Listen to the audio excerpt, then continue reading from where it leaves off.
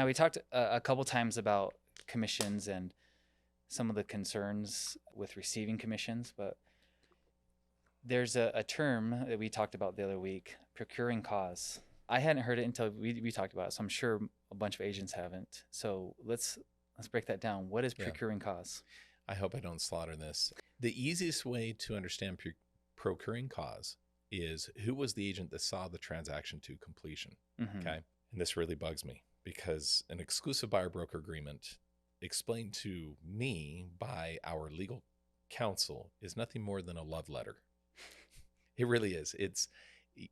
It does have teeth, meaning you can pursue a buyer for a commission if that buyer just ups and leaves and hires Mm-hmm. another agent and purchases a property. You could use that document to go and sue that individual and say, hey, you owe me a commission. It's important to get a buyer broker agreement. It's required by law. Right. But I call it a love letter because it's really just you're asking for a commitment from somebody.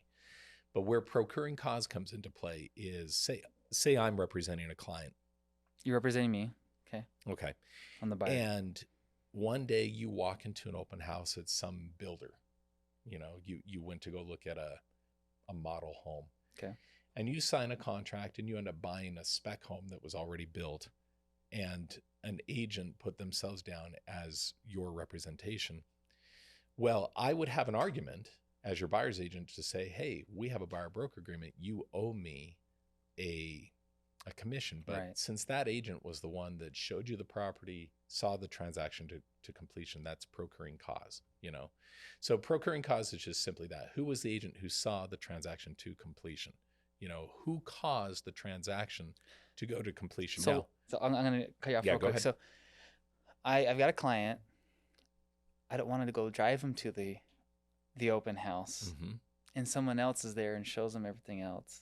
So you're saying I'm potentially allowing for procuring cause to take place in that scenario? Well, yeah. So where procuring cause comes up and where we see issues with it, where people try to argue the procuring cause, is why did they go to see a property? So for example, if another agent showed a home to your clients, Mm-hmm.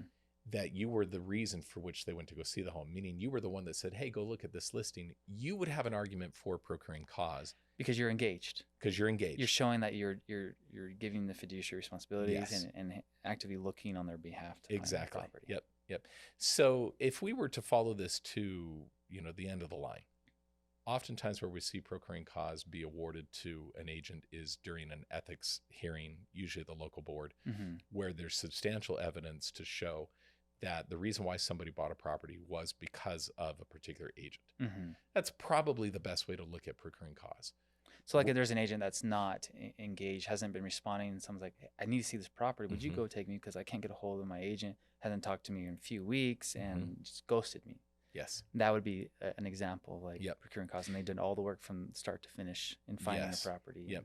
And it's tough because what I said earlier may conflict with what I just got done saying, because sometimes agents will see a transaction to completion and they may not have been the procuring cause. They may not have been the reason for which that person bought the property. Right. So that may conflict with what I said before. But the point I'm trying to drive home is you can argue procuring cause a lot more easily if it's before closing.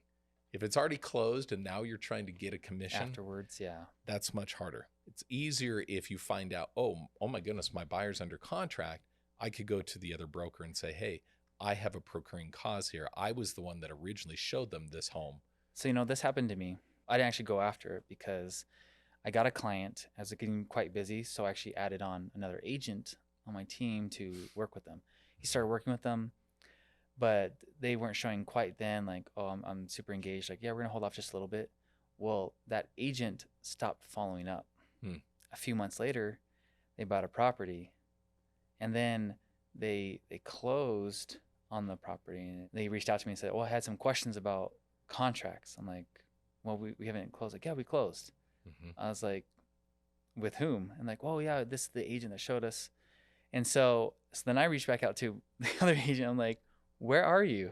Mm-hmm. And he's like, oh, well, I haven't talked to him. I said I'd probably reach out here in a little bit. I just, got busy. So, could I go after that that other eight, go after them for a commission, there'd be probably a procuring cause because we weren't Yeah. staying consistent and engaged with them Yeah. probably in that process. Yeah, it all comes down to, like, if you have an argument to say, hey, I was the one that sent this email. I Mm-hmm. sent an email to this client and they ended up buying with another agent. You could make an argument for procuring cause. The Right. hardest thing is enforcement, right? Right. The amount of money you may spend to pursue somebody in a court of law could be more than whatever the commission is, Right. But the best thing to do to protect yourself is get a buyer broker agreement, stay in touch with your clients often, Right. remind them that they have a commitment to you, Yes. and help them, be the agent that sees the transaction to completion. Right. That way you won't run into issues where you're now like, oh my goodness, we dropped the ball. And Explain that up front is so important too, because so many agents, I think they like, oh, here's the documentation here. Yeah, we can place an offer. Yep. You got to explain it to them and say, this is, just like an attorney, I represent you. I'm not an attorney, Yeah. but I represent you. And so you'll come to me with all questions. If you go see an open house, you come back to me.